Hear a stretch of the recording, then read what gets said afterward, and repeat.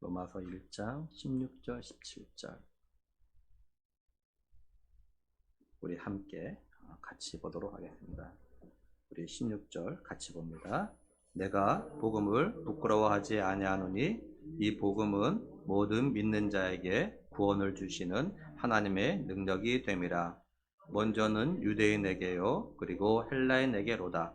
복음에는 하나님의 의가 나타나서 믿음으로 믿음에 이르게 하나니 기록된 바 오직 의인은 믿음으로 말미암아 살리라 함과 같으니라. 아멘. 바울은 로마 교회 성도를 갖다가 간절히 보기를 원했음을 갖다 이야기했습니다. 바울이 로마 교회 성도를 갖다가 간절히 보기 원했던 이유가 뭐냐면은 뭐라고 이야기하냐면 로마 교회 성도들에게 어떤 신령한 은사를 갖다가 나눠줘서 그 신령한 은사로 인해서 성도들의 믿음이 견고해지고, 그래서 그 믿음으로 인해서 서로 안위를 받기를 원해서 간절히 가기를 원했다라고 이야기합니다. 또 바울은 이제 로마 교회 성도들에게 이제 복음을 가기를 원했던 이유 가운데 또 뭐라고 이야기하냐면은, 바울이 다른 곳에 가서 복음을 전해서 복음의 열매를 맺었는데 이제 로마에 가서도 그런 열매를 갖다 맺기 원해서 이제 로마에 가기 갖다 간절히 바랬고 여러 번 시도를 했음을 갖다 이야기합니다. 이걸 좀 알아달라고 이야기해요. 그렇게 여러 번 시도를 했지만 지금까지 길이 막혀서 가지 못하고 있다고 이야기합니다. 또 바울은 자신이 헬라인이나 야마인에게 또는 지혜자나 또 이제 어리석은 자에게 다 빚진 자라고 이야기합니다. 바울이 자신을 갖다 빚진 자라고 말했던 거는 바울이 예수님을 갖다가 만나기 전에 예수 믿는 사람들, 이들이 복음을 전하는 것을 갖다가 막았기 때문에 그래요. 바울은 예수 믿는 사람들을 이제 감옥에 가두는데 앞장섰고, 이들이 복음을 전하지 못하도록 이제 막고 방해하는, 박해하는 그런 일을 했어요.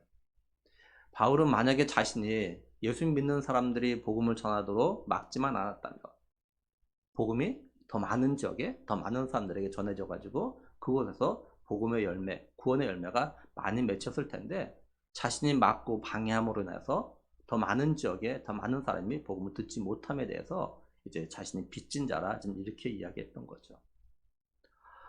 바울은 그래서 이제 할 수만 있다면 로마에 가서 이제 성도들을 이제 복음을 전하길 간절히 원함을 갖다가 이야기했습니다. 바울이 이 말을 한 다음에 이제 자신이 전하고자 하는 복음이 뭔지에 대해서 이야기를 합니다. 16절을 보면은 내가 복음을 부끄러워하지 아니하노니 이 복음은 모든 믿는 자에게 구원 주시는 하나님의 능력이 됩니다. 먼저는 유대인에게요 그리고 헬라인에게로다 이렇게 말씀을 합니다.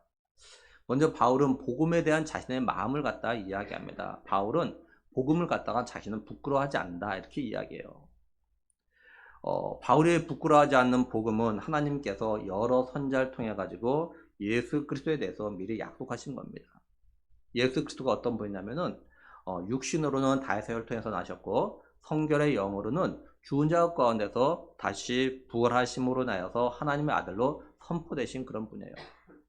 그러니까 복음은 하나님의 아들이신 예수 그리스도의 십자가의 대속 사건, 그리고 죽은 자 가운데 부활하신 이것이 이제 복음이죠. 바울은 이 복음, 다시 말해서 예수 그리스도의 십자가의 사건과 그 다음에 죽음을 지시고 부활하신 예수 그리스도를 전하는 것을 갖다가 부끄러워하지 않았다라고 이야기하는 거예요. 그러면 한번 생각해 볼 거는, 그럼 바울은 왜 자신은 복음을 갖다 부끄러워하지 않는다 이 말을 갖다 왜 했을까요? 그것도 세상 사람들이 아닌 로마 교회 성도들에게. 그렇죠? 이 말을 갖다 반대로 생각하면 어떻게 되겠습니까? 성도들 가운데, 그리스도인들 가운데는 복음을 부끄러워하는 자들이 있다 이렇게 생각해 볼 수 있는 거죠. 그리스도인들 가운데는 예수님이 자신의 죄를 위해서 십자가에 못 박혀 피 흘려 죽으심으로 자신의 죄가 사해져 가지고 죄와 죽음에서 자유와 영생을 얻게 하셨고, 또 훗날 예수님과 함께 천국에서 영원히 산다는 것을 갖다가 믿는다라고 말을 하면서 그 복음을 전하는 것을 갖다 부끄러워했다라는 거죠. 그런데 오늘 말씀에서 이 부끄러워하다라는 이 헬라어 단어가 합성어인데요. 앞에라는 단어와 스스로 부끄러워하다라는 단어가 합쳐진 겁니다. 그러니까 바울은 사람들 앞에서 복음을 전하는 걸 스스로 부끄러워하지 않았다라는 거죠. 그렇죠? 부끄러워하는 거는 누가 너 부끄러워해야 돼 이래서 부끄러워하는 건 아니죠. 그죠? 스스로가. 우리 스스로가. 그러니까 사람들에게 전도할 때 사람들이 너 전도한다 막 부끄럽게 막 이렇게 그래서 하는 것이잖아. 내가 부끄러워서 전도 못 하는 거야, 사실. 그죠? 그러니까 바울은 복음을 전하는데 나 스스로 부끄러워하지 않는다. 사람들에게 전도하는데 난 부끄러워하지 않는다. 스스로가. 그래? 그렇게 이야기한 거예요. 국어 사전에서 부끄럽다라는 단어를 찾아보니까 두 가지 뜻으로 나옵니다. 크게. 첫째 뭐냐면 양심의 거리낌이 있어서 떳떳하지 못함. 이것이 부끄러움이에요. 두 번째는 스스로움을 느껴 매우 수줍다. 이런 뜻입니다. 두 번째 스스로움이란 또 단어가 뭔가를 찾아보니까 이런 거예요. 친분이 두텁지 못하여서 조심스럽다. 이런 뜻입니다. 그러니까 뭐냐면 성격이 내성적인 사람들은 친하지 않은 사람 앞에서 늘 조심스러워가지고 막 나서서 말을 하지 못하는 이런 모습을 갖다 말하는 거죠. 그래서 난 부끄러워, 난 말 못해, 막 이런 거예요. 그죠? 그러니까 내성적인 사람은 부끄러움을 갖다 잘 타가지고 잘 모르는 사람, 처음 본 사람, 친하지 않은 사람에게 예수님을 믿어라 전도하는 거 쉽지 않다라는 것을 갖다 알 수 있겠죠.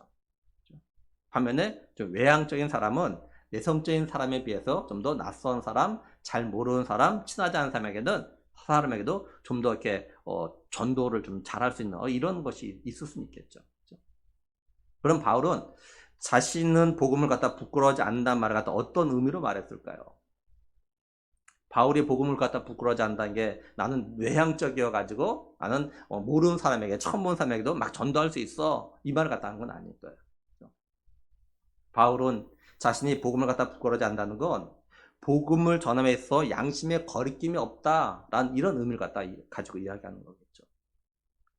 그 다음에 우리가 이걸 우리에게 한번 적용해서 좀 생각을 해봐요. 먼저 일반적으로 사람들은 자기 양심에 거리끼는 것이 있으면, 그죠? 떳떳하지 못하면 사람들 앞에 나서서 잘 말을 못하면 나서질 않습니다. 잘. 또 내가 하지 않는 걸 다른 사람이 하라고 말도 잘 하지 못해요. 일반 현상 이야기하는 겁니다. 우리가 전도 복음을 전함에 있어서 부끄러움을 느끼는 이유 가운데는 구원에 대한 확신, 예수님의 십자가에 죽으신가 부활, 천국과 지옥, 하나님이 살아계심 등 이런 거에 대한 믿음이 없어서 이런 믿음에 대해서 자신이 없기 때문에 그래요.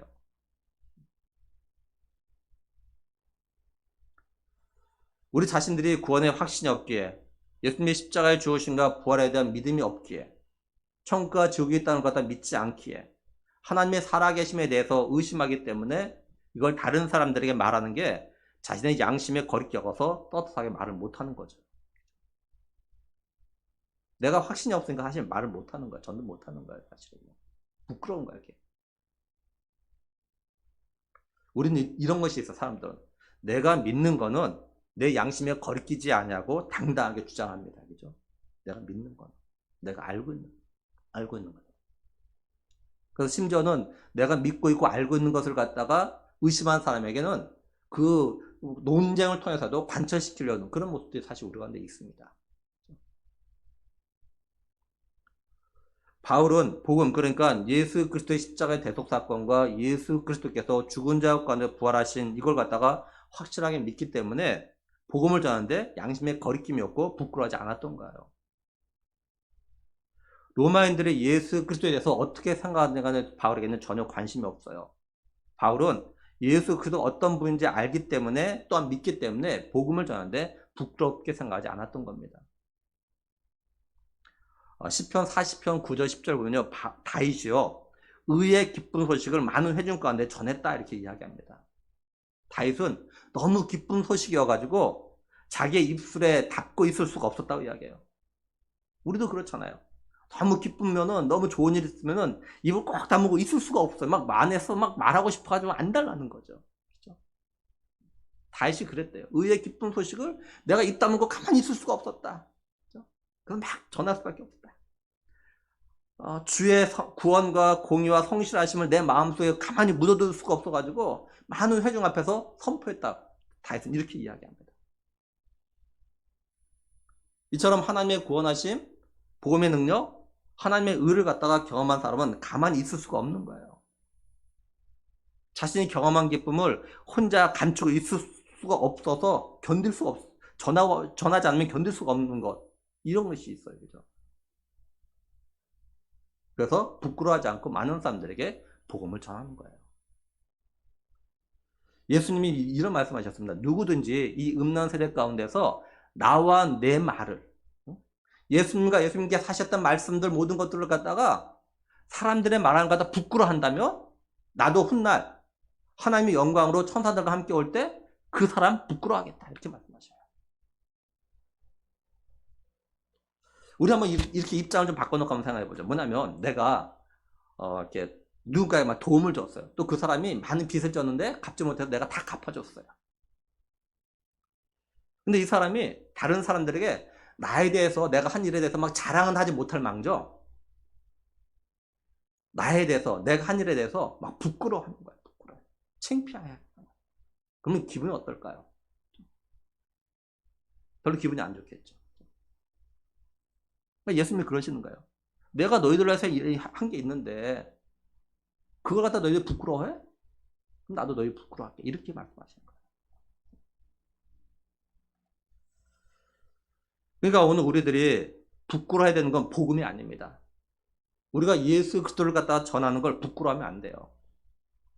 우리가 성격적으로 내성적이어가지고 내가 친하지 않은 사람, 또 처음 보는 사람, 이런 사람의 복음을 전하지 못한다면 나하고 좀 친하고 잘하는 내 가족들, 친척들, 형제 자매들, 친구들, 직장인 동료들에게는 복음을 전해야 되는 거죠. 전해야 돼요. 그러니까 성격적으로 나는 내성적이 잘 못해. 그러면 아는 사람이면 하셔야 되잖아요. 아는 사람에게, 친한 사람에게. 그래야지 그 성격적인 문제는 해결되는 거예요. 그 핑계가 되는 거예요. 핑계 안 될 수 있는 거죠. 그리고 한 가지 좀 더 해야 되는 건 뭐냐면, 정말로 우리 예수 믿는 사람들이 부끄러워야 될 것이 있는데, 그게 뭐냐면, 내가 하나님 말씀대로 순종의 삶을 살지 않고 죄를 짓고 살아가는 것을 부끄러워해야 돼요. 우리가 지금 새벽 기도회 때 예레미야를 갖다 살펴보고 있는데, 지난 수요일 새벽 기도회에요, 예레미야 6장 9절에서 15절 말씀을 갖다 나누었어요. 예레미야 시대 때 유다의 그 선지자들과 제사장들이, 유다 백성들이 우상 섬기고 애굽과 아수를 갖다 막 하나님보다 더 의지하고 또 하나님 말씀에 불순종의 삶을 사는 거, 이거에 대해서 심각하게 말하지 않았어요. 이렇게 죄 짓는 거에서 그냥 내버려뒀어요. 괜찮다고 이야기했어. 사람이 살다 보면 뭐 그럴 수도 있지 뭐. 하나님 다 이해하실 거야. 네가 어려워서 힘들어서 그래서 다 이해하실 거야. 괜찮아. 이런 식으로 유다 백성들의 죄를 짓고 잘못하는 것에 대해서 괜찮다, 평안하다, 이런 식으로 이야기했어요. 그래서 유다 백성들이 자신들이 그런 삶을 사는 것에 대해서 부끄러워하지 않았어요. 오히려 더 죄를 짓고 자기 마음대로 살아가게 되죠. 그래서 하나님께서 이런 유다 백성들에게 뭐라고 하셨냐면요, 예레미야 6장 15절을 보면, 그들이 가증한 일을 행할 때 부끄러워하였느냐? 아니라 조금도 부끄러워하지 않을 뿐 아니라 얼굴도 붉어지지 않았느니라. 그러므로 그들이 엎드러지는 자와 함께 엎드러질 것이다. 내가 그들을 벌하리니 그때 그들이 거꾸러지리라. 여호와의 말씀이니라. 유다 백성들이 그런 가증한 일, 제된 삶을 사는 것에 대해서 조금도 부끄러워하지 않았어요. 하나님이 이런 유다 백성들에게 자신들이 짓는 죄들, 가증한 일에 대해서 조금이라도 좀 부끄러웠다면 괜찮은데 전혀 부끄러워하지 않았다는 거예요. 이들이 이렇게 된 거는 거짓 선자들과 지도자들이 평강하다, 괜찮다, 자꾸 이렇게 이야기해서 그런 거예요. 그래서 하나님께서 이 모두를 갖다가 멸하기로 하셨던 겁니다. 그러면 이런 모습이 예레미야 시대 때 유다 백성들에게 있는 걸까요? 오늘 우리들은 하나님 앞에서 죄된 삶을 살아가는 것, 하나님 말씀대로 삶을 살지 않냐고 불순종의 삶을 살아가는 것, 믿음의 삶을 산다고 하면서 제대로 살지 않는 것에 대해서 얼마나 부끄러워하고 있나요? 우리는 불순종의 삶, 죄된 삶을 살아가는 것, 이런 것에 대해서 자꾸 내 형편과 내 상황과 막 자꾸 이야기하면서 변명하고 핑계대고 믿음대로 삶을 살지 않는 것에 대해서 부끄러워하지 않고 있지 않나요? 하나님은 오늘 우리에게 너희가 그런 죄된 삶을 사는 거, 믿음대로 삶을 살지 않는 것에 대해서 조금이라도 부끄러워했다면, 좀이라도 부끄러워한다면 이렇게 말씀하셔요. 한번 우리 자신들과 우리 주변에 신앙생활하고 있는 사람들 같아 한번 잘 보세요. 과연 죄된 삶, 믿음의 삶을 갖다 제대로 살지 않는 것, 자기 멋대로 살아가는 것, 자기 하고 싶은 대로 살아가는 것, 이런 삶에 대해서 부끄러운 사람이 몇이나 있나요? 세상 사람들 말고 예수 믿는다고 하는 사람들, 이런 예수 믿는다고 하는 사람들 가운데서 이렇게 삶을 사는 것에 대해 부끄러워하는 사람이 몇이나 봤나요, 여러분? 그리고 우리 자신들 부끄러워합니까?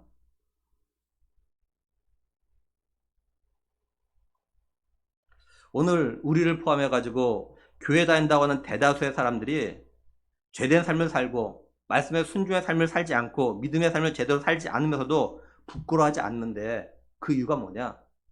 다른 사람들도 다 그렇게 산다고 생각하기 때문에 그래요. 다른 사람도 다른 사람이 이렇게 사는 걸 보면서 안심하는 거예요. 그렇게 죄된 삶을 사는 사람 보면서. 쉽게 말해서 다른 사람도 다 그렇게 사는데 뭐 목사도 저러고 장로도 저러고 집사도 저러고 권사도 다 저렇게 사는데 뭐 그러니까 나도 이렇게 살아도 괜찮아. 스스로 이렇게 생각하는 거예요. 그래서 죄된 삶을 살아도 불순의 삶을 살아도 말씀대로 안 살아도 안심하는 거야. 안심하는 거죠. 회개할 줄 몰라요. 그 죄라는 걸 생각하지 않아요. 우리는 간혹요, 우리의 삶 속에서 또는 뭐 영화나 드라마나 또는 뉴스 가운데서 때로는 뭡니까, 토론하는 뭐 이런 데서 이런 말 들을 때가 있어요. 아니, 그런 죄를 짓고도 어떻게 뻔뻔하냐고, 이렇게 부끄러울 줄 모르냐고, 이런 말을 할 때가 있어요. 먹을 때도 있고요. 왜요? 그런 일을 했으면 부끄러워야 된다고요. 사람이, 일반적인 사람이라면, 정상적인 사람이라면, 그런 안 좋고 잘못한 것 있었으면 부끄러워할 줄 알아야 되는데, 부끄러워하지 않아요, 사람들이. 그러면 이런 말 하잖아요. 어떻게 뻔뻔하게 그럴 수 있냐고.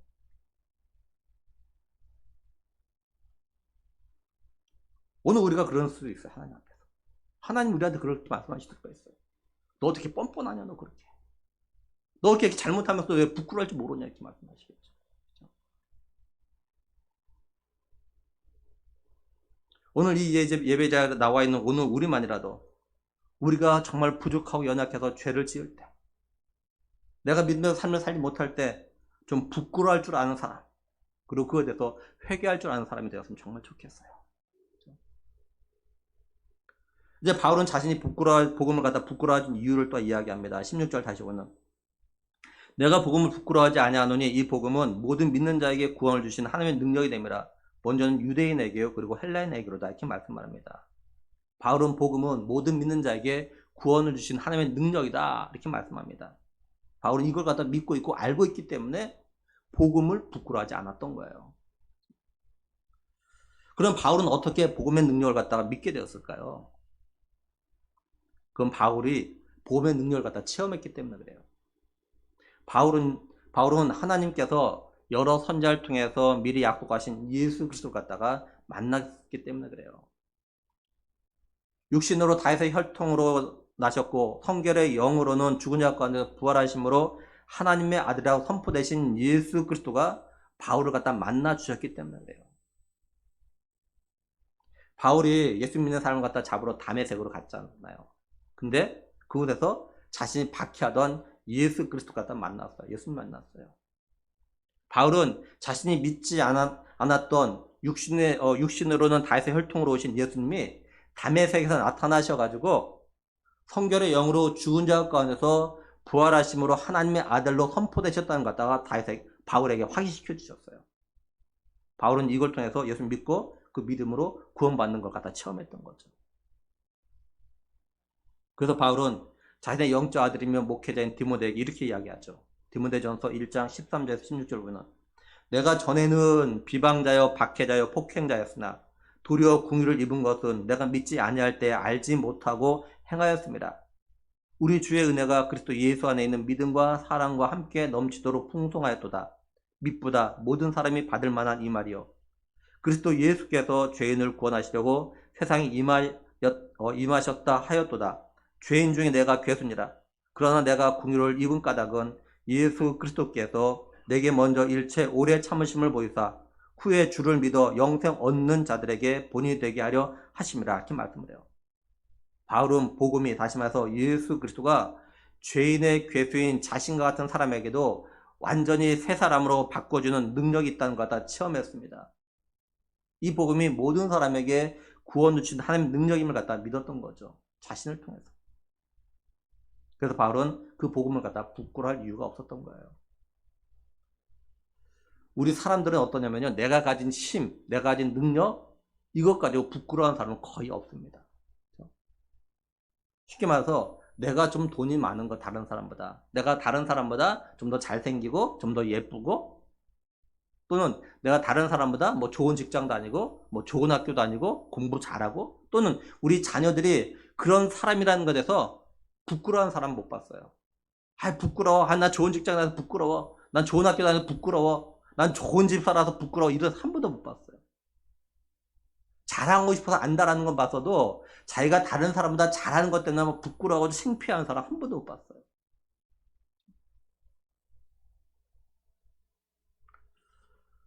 또 한 예를 들면 한 약 3년 동안 온 세계가 코로나19 때문에 고생을 많이 했습니다.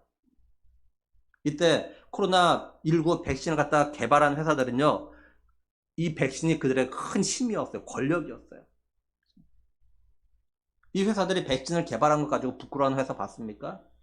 한 번도 못 봤어요. 오히려 막 자랑했죠.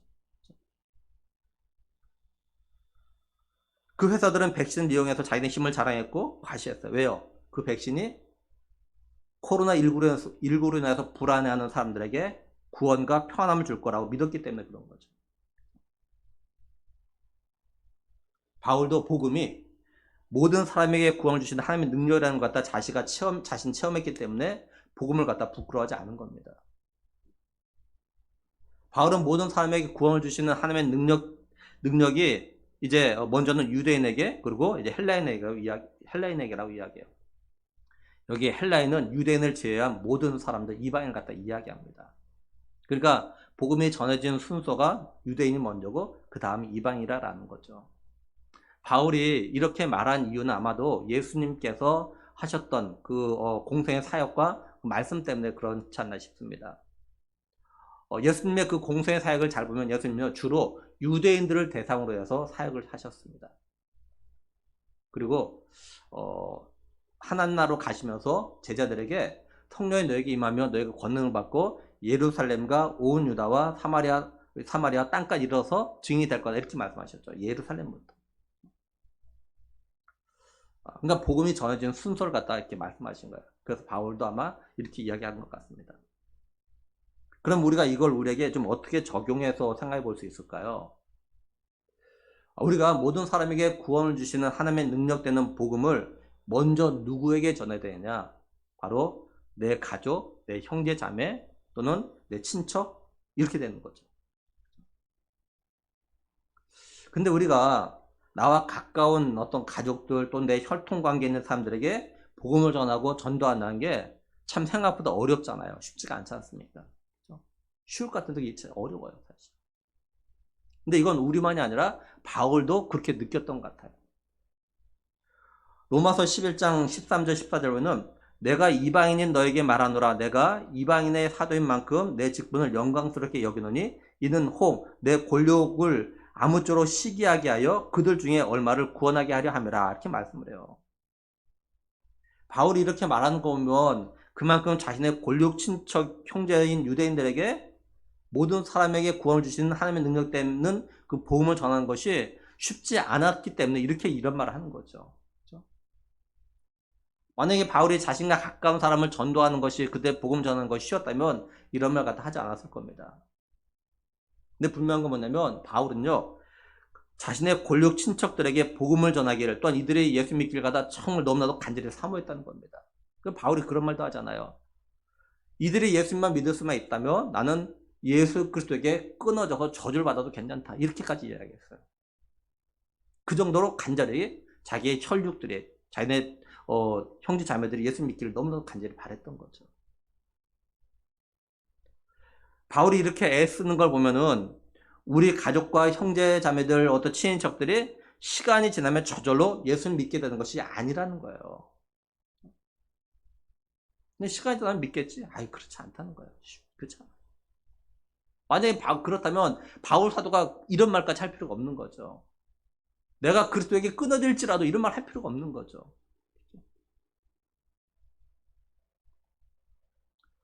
오늘 우리도 그 누구보다도 우리 가족들, 형제, 자매들, 친척들이 예수님을 믿고 구원을 받을 수 있도록 우리가 할 수 있는 모든 방법을 갖다 다 동원해야 돼요. 그냥 안일하게 시간 지나면 나중에 교회 나오겠지, 예수님 믿겠지, 이렇게 생각하고 있으면 절대 안 돼요. 절대 안 돼요.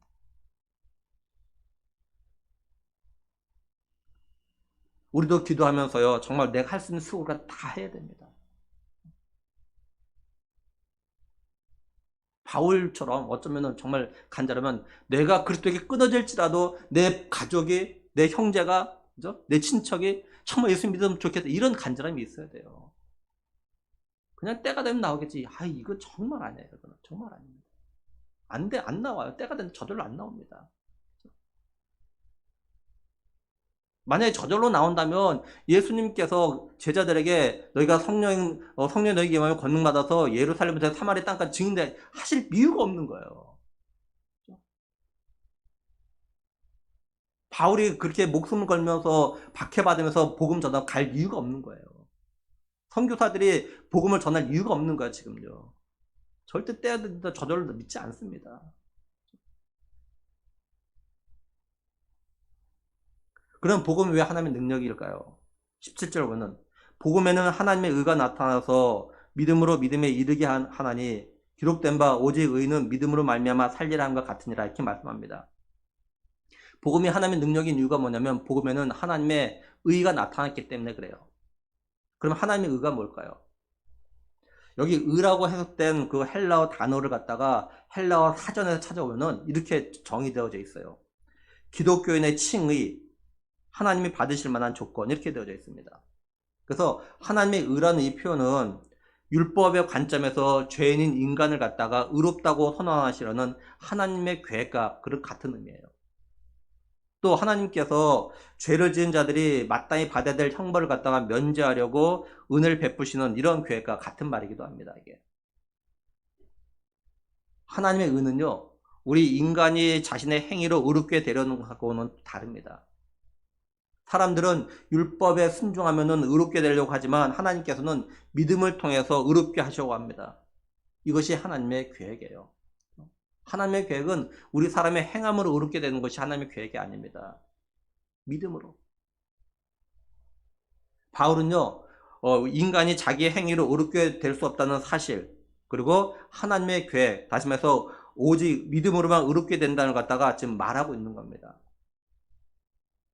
바울은 죽을 수밖에 없는 인간이 하나님 앞에서 의롭게 될 수 있는 방법은 사람의 행위를 통해서는 칭의를 얻을 수 없고 오직 믿음을 통해서만 얻을 수 있음을 갖다 지금 말하고 있는 거예요. 그래서 갈라디아서 3장 11절에 또 하나님 앞에서 아무도 율법으로 말미암아 의롭게 되지 못할 것이 분명하니 이렇게 말씀합니다. 우리 사람들의 율법을 다 지키면 의롭게 될 수 있겠지만 이 땅에 존재하는 사람들 가운데서 율법을 다 지킬 수 있는 사람이 하나도 없어요. 율법을 갖다가 99.99% 지켰다 하더라도 0.01%만 지키지 않으면 그 율법을 갖다 지키지 못한 것이 됩니다. 제가 운전하면서 종종 이렇게 생각하는 것이 있어요. 그게 뭐냐면 제가 어떤 목적지를 가기 위해서 이제 차를 몰고 갔는데 가다 보면 카메라 참 많습니다. 속도 또는 신호 위반하는 거 찍는 카메라 참 많아요. 제가 목적지까지 가는데 그 카메라를 갖다 카메라 앞에서 뭐 속도 조절 잘하고 신호 잘 지키고 해가지고 안 찍혔어요. 근데 목적지가 다 와가지고 방심해서 딱 찍혔다고 생각해 보세요. 그러면 지금까지 안 지키려고 무더운 노력했던 건 다 헛수고. 저 운전할 때 가끔 그런 생각을 합니다. 그러면서 마지막까지 내가 조심해야지 이렇게 생각을 가요. 마지막까지 끝까지. 그러니까 우리 사람은요 태어나서 죽을 때까지 모든 율법을 갖다 다 지킬 수가 없어요. 아주 쉬운 예로 내가 알고 있는 법 우리가 다 지키고 살아갑니까? 모르는 법도 너무 많은데 알고 있는 법 내가 다 지키고 살아가나요? 못 지키고 살아가요 사실은. 그래서 우리 사람들은 율법의 행위로는요 하나님께서 의롭다움을 갖다 절대 받을 수가 없습니다. 근데 로마서 8장 3절부는 율법이 육신으로 말미암아 연약하여 할 수 없는 것을 하나님은 하시나니 이렇게 말씀합니다. 그러니까 하나님은 율법이 못하는 것 하실 수 있다고 좀 말씀을 해요. 그러면 하나님께서 율법이 의롭게 하지 못하는 것을 갖다 어떻게 의롭게 하실까요? 로마서 3장 21절에 보면 이제는 율법에 하나님의 한 의가 나타났으니 율법과 선자들에게 증거를 받은 것이라 이렇게 말씀합니다. 사람을 의롭게 할 수 있는 하나님의 한 의가 나타났는데 그게 어떻게 나타났냐? 율법과 선자들에게 증거를 받은 것. 다시 말해서 율법과 선자들이 말했다는 거죠. 그게 바로 복음이에요. 하나님의 의가 복음에 나타난 겁니다. 그 복음은 바로 예수 그리스도고요. 그래서 바울은 빌립보 3장 9절에서 내가 가진 의는 율법에서 난 것이 아니요 오직 그리스도를 믿음으로 말미암은 것이니 그 믿음으로 하나님께로부터 난 의라 이렇게 말씀합니다. 하나님께서 우리를 갖다 의롭게 하시는 방법은 믿음이에요. 바울은 자신이 의롭다고 인정받은 게 그리스도를 믿음으로 하나님께 난 의라고 말합니다. 이건 바울의 경험이에요. 바울은 당시 최고의 율법학자인 가말리엘에게 율법 교육을 갖다 받았습니다. 바울은 율법을 공부하면서 무엇이 의로운 삶인지, 그렇게 의로운 삶을 살려면 어떻게 해야 되는지, 또 뭘 하지 말아야 되는지 이걸 갖다 공부했어요.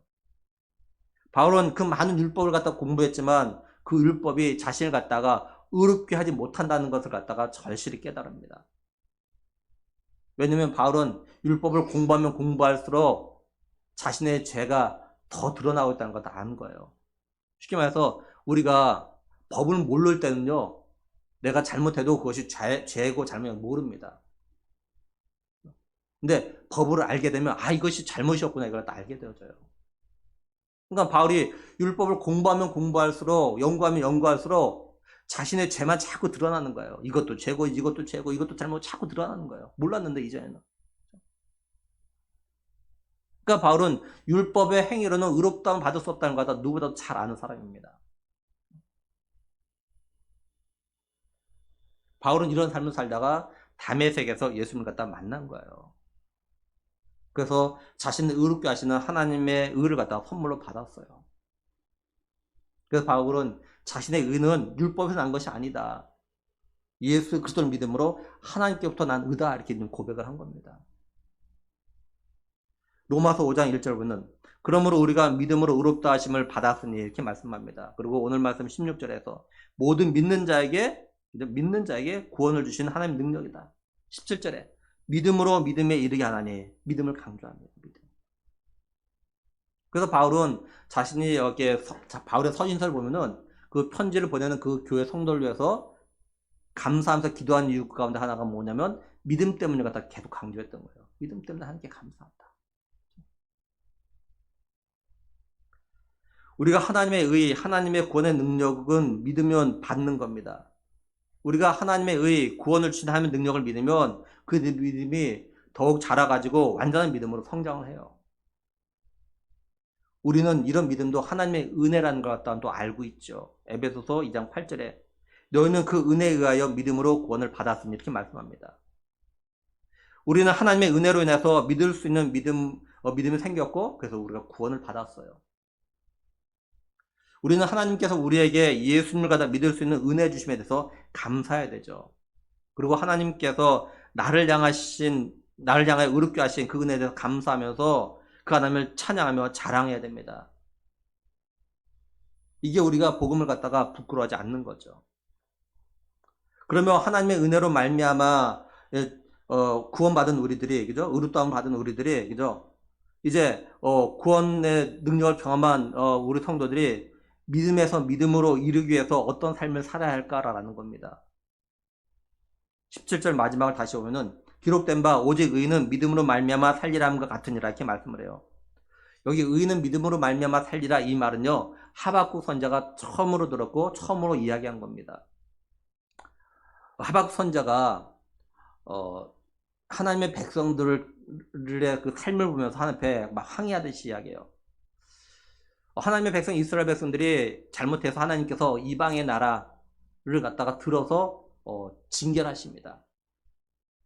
하박국이 보니까 이상한 거예요. 자기가 볼 때는 이스라엘 백성들보다 지금 하나님의 치시는 그 나라가 더 악한데 어떻게 그런 악한 나라를 들어가지고 덜 악한, 그도 좀 더 착한 어떻게 이스라엘 백성을 갖다가 치게 하시는 거죠. 이해가 안 된다는 거죠. 그리고 이스라엘 백성들은 계속해서 어렵고 힘든 시간을 갖다 계속 경험하게 되는 겁니다. 하나님이 항의한 거야, 하나님한테. 하나님 어떻게 이럴 수가 있습니까?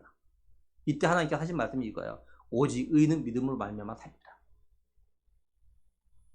그러니까 하박국 선지자가 이 말씀을 듣고 이 말씀을 갖다 외쳤던 시대는요, 정말로 암울한 시대였고 정말 답답한 그런 시대였던 거죠. 또 우리가 알다시피 루터가 종교개혁을 갖다가 하게 된 이유 가운데 하나는 뭐냐면 바로 이 말씀을 붙잡고 한 겁니다. 이 당시의 중세도 굉장히 암울한 시대였어요. 로마 캐톨릭이 이제 면죄부를 팔면서 교회가 굉장히 부패할 때로 부패한 그런 때였습니다. 그때 이 말씀에 이 단추가 돼서 이거 말씀과 붙잡고 또 종교개혁을 시작하죠.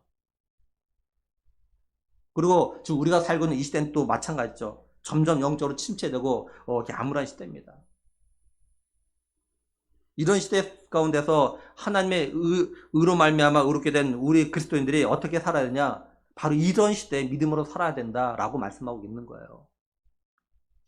오직 의는 믿음으로 말미암아 살리라 이 말씀은요. 의인들의 삶을 사는 삶의 방식 또한 삶의 기준에 대해서 말씀하고 계신 겁니다. 우리 예수 믿는 사람들은요. 돈으로 살아가는 것이 아닙니다. 우리 성도들은 돈을 갖다 얼마나 많이 버느냐가 중요한 것이 아닙니다. 얼마나 좋은 집에 사느냐, 얼마나 든든한 직장에 다니냐, 얼마나 좋은 학교 다니냐 이것이 사실 중요한 것이 아니에요. 필요 없단 말이 아닙니다. 이것이 절대적으로 중요한 것이 아니라라는 거예요. 우리 예수 믿는 사람에게는. 우리 예수 믿는 사람들에게 중요한 건 뭐냐? 얼마나 믿음대로 살며 사느냐라는 거예요. 얼마나 믿음으로 직장 생활하고 얼마나 믿음으로 학교 생활하냐라는 겁니다. 얼마나 믿음으로 돈을 버냐라는 거예요. 믿음이 없는 상태에서 아무리 좋은 직장도 아니고 아무리 좋은 집도 아니고 아무리 돈을 많이 벌어도 그거는 예수 믿는 사람의 삶의 기준에서 벗어나기 때문에 아무것도 아닌 거예요. 예수 믿는 사람은 세상 사람들과 삶의 기준이 다릅니다.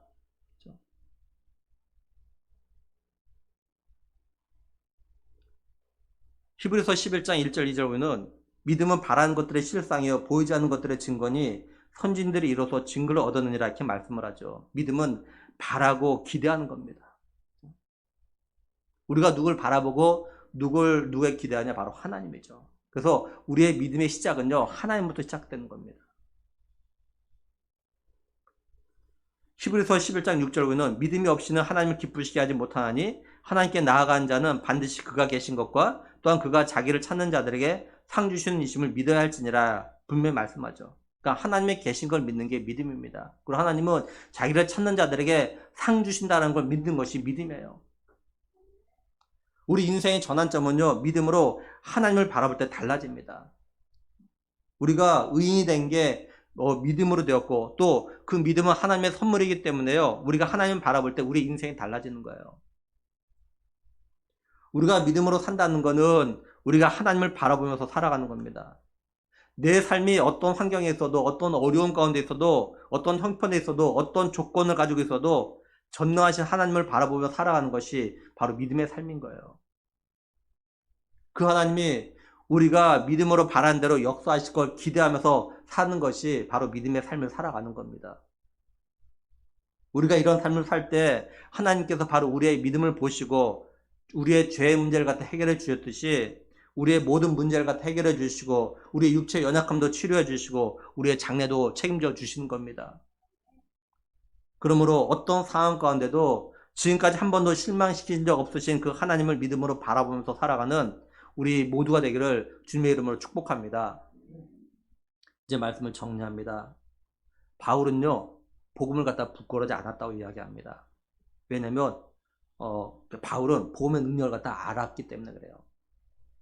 바울은 복음은 모든 믿는 자에게 구원을 주시는 하나님의 능력이라는 것 갖다가 체험했습니다. 복음이 하나님의 능력이 되는 것은 복음에 하나님의 의가 나타났기 때문입니다. 하나님께서는 죄인된 우리에게 은혜로 믿음을 갖다가 주셨고 그 믿음을 통해서 의롭다 하심을 갖다 받을 수 있게 하셨어요. 그리고 하나님은 우리에게 의롭게 된 의인으로서 믿음으로 살아갈 걸 갖다 또 우리에게 요구하십니다. 하나님의 은혜로 의롭게 된 우리들이 오늘 살아가는 방식이 뭐냐면 믿음으로 사는 거예요. 이 시대가 어려울수록 힘들수록 요구되는 것이 뭐냐면 바로 믿음이에요. 예수 그리스도 안에 머물면서 하나님 바라보는 믿음의 성도만이 이 어려운 시대 가운데서 이 시련을 갖다가 이겨나갈 수 있게 되어지는 겁니다. 오늘 우리가 살아가는 이 시대가 바로 예수 그리스도를 믿음으로 말미암아 의롭다함을 인정받은 우리가 믿음으로 살아야 되는 바로 그 시대인 거예요. 평안할 때 믿음으로 사는 것이 아닙니다. 어려운 때, 힘들 때, 이때 믿음으로 사는 거고, 이때 믿음이 뭔지가 드러나는 거예요. 바라기는 오늘 이 예배 자리에 나온 분들 가운데 아직 복음의 능력을 갖다가 경험하지 못한 분들은 하루빨리 복음의 능력을 갖다가 경험할 수 있는 그런 믿음이 생기기를 축원합니다. 그래서 믿음으로 복음의 능력을 경험하고 구원받은 성도들과 더불어서 믿음의 삶을 살아서 이 시대 가운데 또 믿음대로 역사하시는 그런 하나님의 축복의 대상자들이 될 수 있기를 모든 믿는 자에게 구원을 주시기 위해서 십자가에서 피 흘려 죽으시고 부활하신 우리 주 예수 그리스도 이름으로 간절히 축원합니다. 우리 시간에 같이 또 청구한 약도와 또 이렇게 영적 기도를 믿음으로 하도록 하겠습니다. 우리 청구한 약도 같이 믿음으로 읽도록 하겠습니다. 같이 봅니다. 원래 사람은 천국 가고 지옥은 마귀를 보내는 곳이었습니다. 마귀의 유혹으로 죄 지은 모든 사람은 죄 때문에 지옥 가게 되었습니다. 몸이 죽는 날 영혼은 이사갑니다. 영원히 불타는 지옥, 영원히 행복한 천국, 두 곳 중에 어디로 가고 싶습니까? 예수님께서 나의 죄를 대신하여 죽으시고 다시 사심을 믿고 회개하면 죄를 용서받아 행복하고 건강하게 살다가 천국 갑니다. 우리 영적 기도도 믿음으로 하겠습니다. 하나님, 저의 죄를 용서해 주세요. 저의 죄 때문에 십자가에 못 박혀 죽으시고 다시 사신 예수님의 피 공로로 저의 죄를 용서받고 천국 갈 것을 확실히 믿습니다. 예수님, 저의 마음속에 들어와 주세요. 예수님의 이름으로 기도드립니다. 아멘. 기도하겠습니다. 하나님, 참 감사합니다. 죄와 허물로 죽은 우리, 또 우리의 행함으로는 도저히 구원받을 수 없는 우리를 사랑하셔서 예수님 보내셨고, 그 예수님께서 우리의 그 모든 죄를 위하여서 십자에서 피 흘려 죽으심으로 그 피가 우리를 갖다 덮고 있기에 하나님께서 예수님의 그 피를 보시고 우리를 갖다 의롭다고 하신 그 은혜를 기억하며 하나님 감사함을 드립니다. 하나님, 이제 저희들의 받은 이 구원의 은혜, 하나님, 이 은혜를 기억하면서 우리가 남은 삶 가운데 더욱더 믿음으로 살아가는 우리가 되게 하여 주시옵소서. 하나님, 시대가 어렵기 때문에, 더 힘들기 때문에, 사실 이때가 믿음이 필요한 때인데, 이때가 믿음이 필요한 때인데, 하나님, 우리가 정말 하나님 아버지 이 어려운 시대에 믿음으로 꼭 살아갈 수 있게 하시고, 또 하나님 아버지 우리가 정말로 복음의 능력을, 정말 모든 사람들에게 구원을 주시는 그 복음 하나님의 능력을 갖다가 우리의 상황 가운데 좀 체험해서 우리도 담대하게 복음을 전하는 그런 삶 살아가는 우리 교회 모든 믿음의 식구 될 수 있도록 은혜와 복 주실 간절히 원하옵고 우리 주 예수 그리스도 이름으로 기도드리옵나이다. 아멘. 찬송가 542장 드리겠습니다.